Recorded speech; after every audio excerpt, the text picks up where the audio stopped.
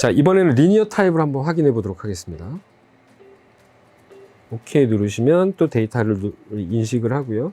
리니어 타입을 길이 25mm로 해놓고 최저로 0.2 플러스 0.2줄로 맞춰놓고 50샷을 쏴보면 얘는 아까 도트하고 좀 달리 나갈 겁니다. 한번 해보겠습니다. 네, 달리 나가죠.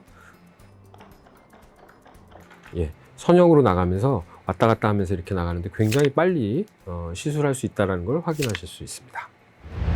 네, 리니어지는 이제 전통적으로 처음에 제이시스라는 회사가 이 하이프를 만들 때 울트라 Q 플러스였나요? 네, 아마 그랬을 겁니다. 그래서 그 장비는 이렇게 도트 타입의 울세라가 처음 나왔을 때의 그런 모습으로 이런 하이프의 포커싱 포인트를 만들 수 있도록 그렇게 구성이 되어 있었는데 리니어 펌이라는 제품으로 업그레이드가 되면서 이제 선형 타입으로도 쏠 수 있고 도트 타입으로도 쏠 수 있는 그런 카트리지가 따로따로 나왔죠. 그러니까 리니어 타입 카트리지 따로, 도트 타입 카트리지 따로, 또 뎁스는 1.5mm, 2mm, 3mm, 4.5mm 따로, 얘도 다 따로, 또 9mm, 11mm, 13mm 이렇게 있다 보니까 카트리지가 너무 많아서 의사들이 쓸 때마다 수십 개, 몇 개 굉장히 많은 카트리지에서 이제 선택해서 썼잖아요. 굉장히 불편했죠.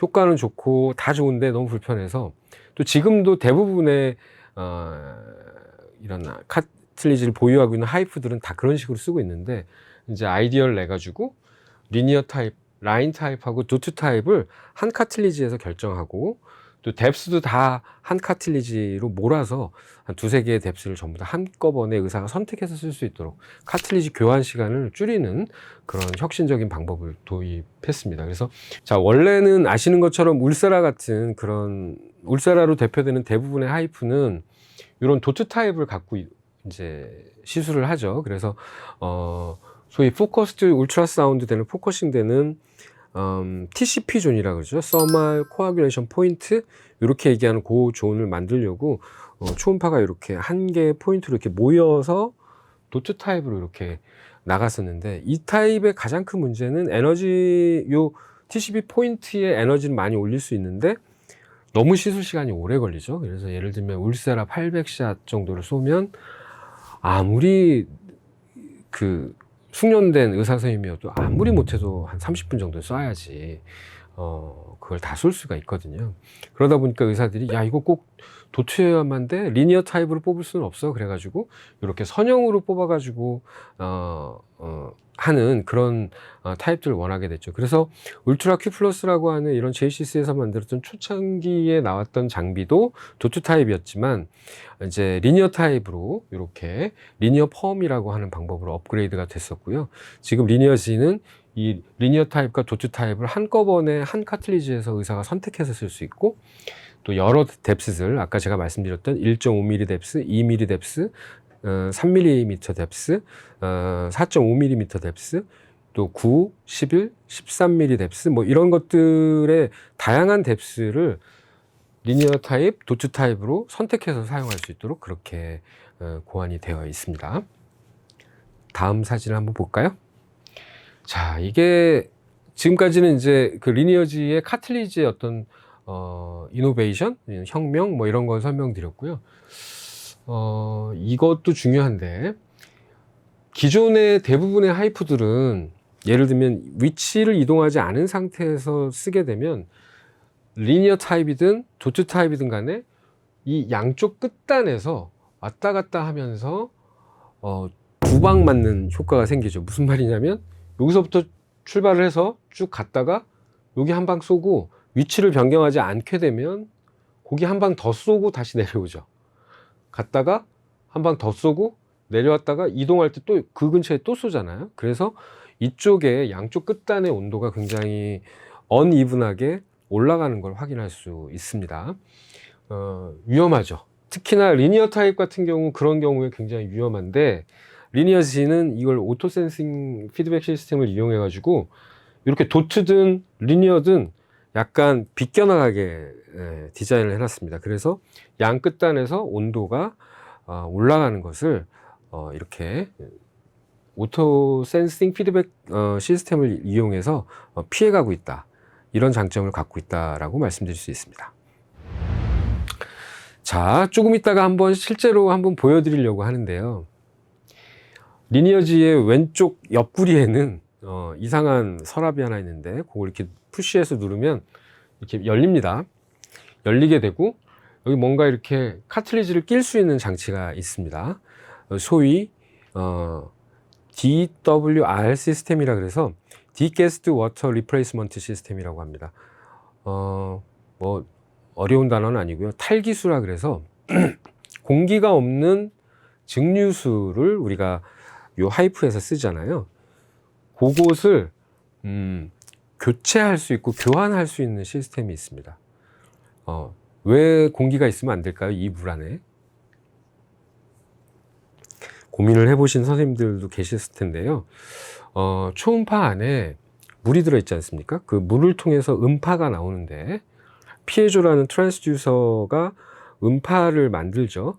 그래서 물을 통해서 멤브레인을 뚫고 음파가 이제 이렇게 전달되지 않습니까? 그것이 이제 초음파의 그 역할인데요. 사실은 그 안에 공기가 버블이 많으면 어떤 일이 벌어지냐면 초음파가 나가다가 그 공기를 만나면 더 많이 이동합니다. 왜일까요? 우리 포톤에서 한번 봤는데 스캐터링 됩니다. 버블이 있으면, 공기가 있으면 음파는 공기와 만나는 순간 스캐터링 됩니다. 그래서 정확한 시술하기가 되게 어렵잖아요. 그래서 모든 하이프 장비는 이 트랜스듀서 안에 있는 물들이 탈기수, 공기를 뺀 증류수만 넣게 되어 있습니다. 허가사항이 그렇습니다. 그래서 Degassed Water를 사용하게 되어 있고요. 울사라로 표현되는 모든 장비들이 탈기수를 사용하게 되어 있고 허가사항도 탈기수여야 합니다.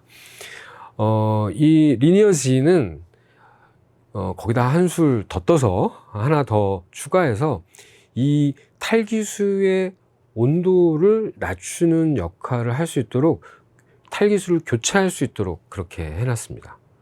왜 교체해야 될까요?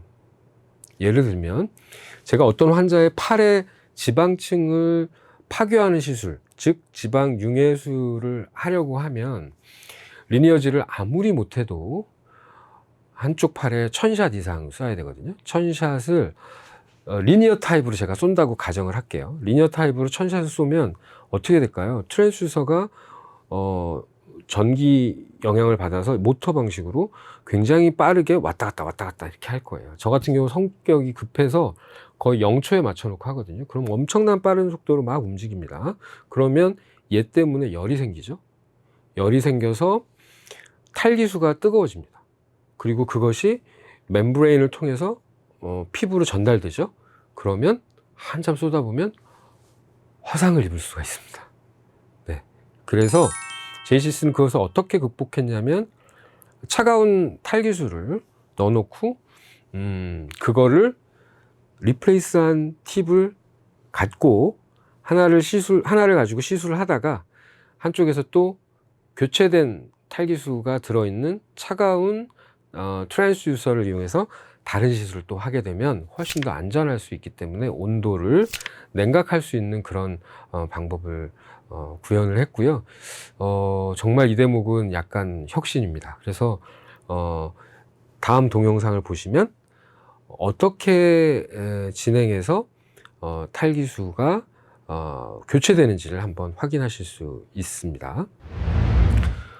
리니어지 전면부에 있는 서랍장을 열고요. 아래 보시면 저기 숨겨놓은 코드, 이렇게 바코드 같은 게 하나 있는데 얘를 레버를 돌리시면 서랍을 열 수가 있습니다. 그래서 서랍을 연 상태에서 보시면 탈기수를 교체할 수 있는 주입구가 보이게 되고요. 거기다가 탈기수를 넣고 다시 닫은 다음에 리니어지 옆구리에 있는 이 탈기수 교체 시스템에다가 카틀리지를 끼고 교체를 하면 되도록 그렇게 되어 있습니다. 구독, 좋아요, 알림 설정. 나이 50 먹어서 이게 뭔지 모르겠다.